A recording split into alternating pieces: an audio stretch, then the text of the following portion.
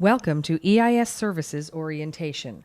The EIS contract for telecommunications and IT services offers a wide variety of services designed to meet your agency's needs now and for many years into the future.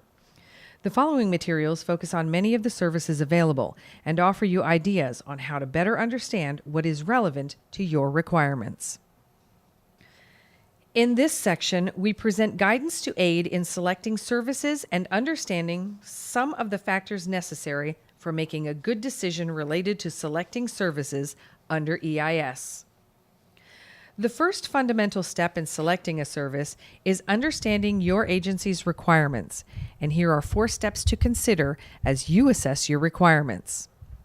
First is to obtain an accurate inventory of current services, access arrangements, and related hardware. Reviewing what you have is a good first step toward understanding your requirements. Next is to conduct an assessment of the skills of your in-house technical staff. It will be helpful to know whether or not your in-house staff have the knowledge, skills, and capacity to support the various available telecommunications services. An assessment may help you decide if a managed service might best meet your organization's needs.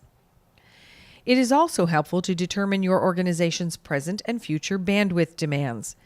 Bandwidth demand, including any known seasonal peaks, is a key component in determining how much traffic your network will need to handle. Finally, there are budgetary constraints and limits that all agencies must consider. Knowing the available budget to support your requirements is a key consideration. A second aspect to consider before selecting services is to have a basic understanding of current telecommunication market trends that are applicable to your requirements. It is important to understand what the specifics of market-driven services are and how they apply to you. In particular, you need to decide if it is more beneficial to select a service that is flexible and scalable to accommodate your future needs, or whether compatibility with your current hardware architecture is more important and a legacy service will best meet your agency's needs and capabilities. This figure shows some recent trends specific to the various data services available. These services all have business volumes near or above $100 million per year.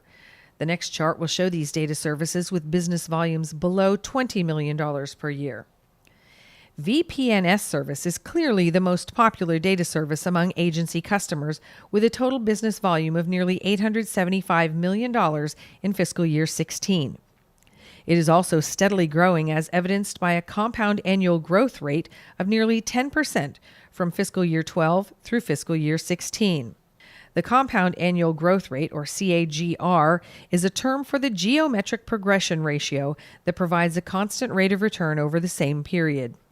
CAGR dampens the effect of volatility of periodic returns and provides a useful tool in comparing growth trends over a period of time. Business volume for private line and Internet protocol service, on the other hand, declined from FY10 to FY13, but has since leveled off or slightly increased. And just to clarify, network-based IP VPN under networks is the same service that is called VPNS on the EIS contract.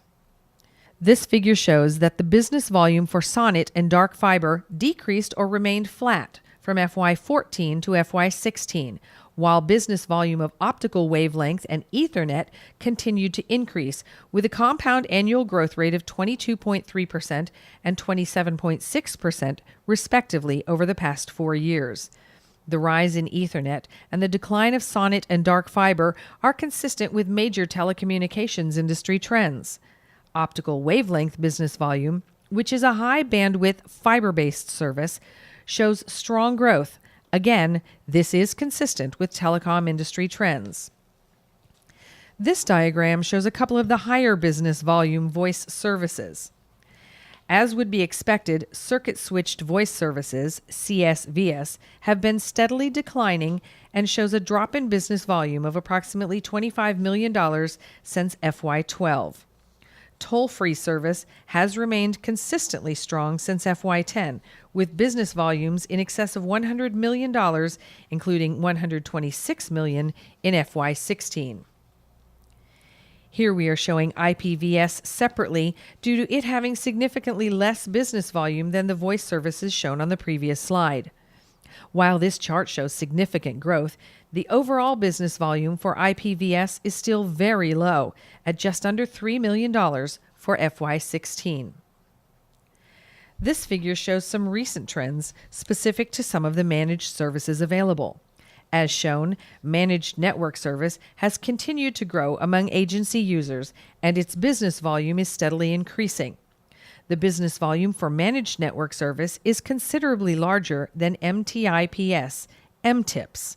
But MTIPS is growing rapidly with a compound annual growth rate of 60.9% over the past 4 years.